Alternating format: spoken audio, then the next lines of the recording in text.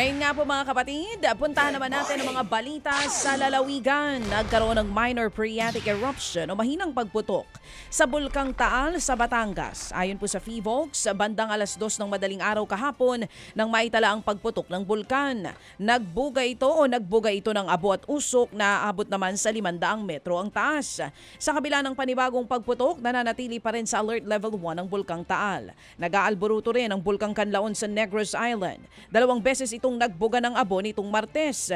Tinangay naman ng hangin ang ibinuga nitong abo sa kanlurang bahagi ng bulkan. Nakapagtala din ng 11 lindol sa bulkan. Nasa alert level 3 naman ang Bulkang Kanlaon at patuloy na pinaghahandaan ng mga otoridad ang posibleng pagputok nito.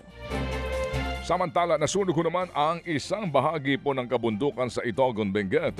Responde ang Itogon Municipal Fire Station at maging ang mga kawani ng Protected Area Management Board ng DENR.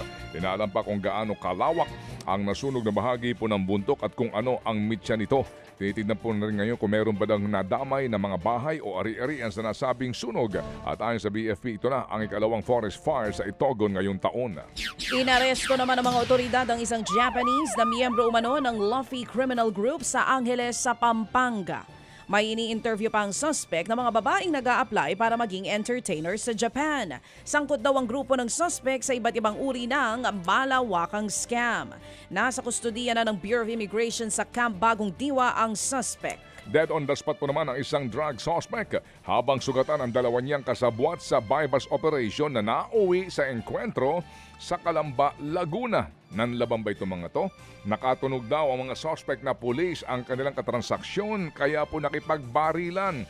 Bukod sa mga namatay at sugatan po'y arestado rin sa naturang operasyon ang 2 pang high-value individual na kanilang kasabuata. Nakuha sa mga suspect ang 2 kilo ng umano'y shabu na merong street value na 13.6 million pesos, high-grade marijuana at mga baril.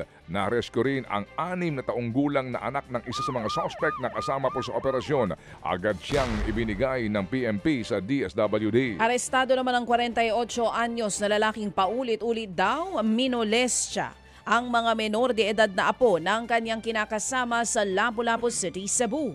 Nabisto ang krimen matapos maglakas loob ang mga bata na magsumbong sa kanilang ina. Ginagawa daw ng suspect ang krimen tuwing naiiwan ang mga bata na walang kasama sa bahay ng kanilang lola. Paulit-ulit naman daw na nangyaring krimen sa loob ng 7 taon. Agad namang naaresto ang suspect sa bahay mismo ng lola ng mga biktima. Nakuhanan pa ito ng iligal na droga. Tumanggi nang magbigay ng pahayag ang suspect. Isa sa ilalim naman sa psychological counseling ng DSWD ang 2 menor de edad.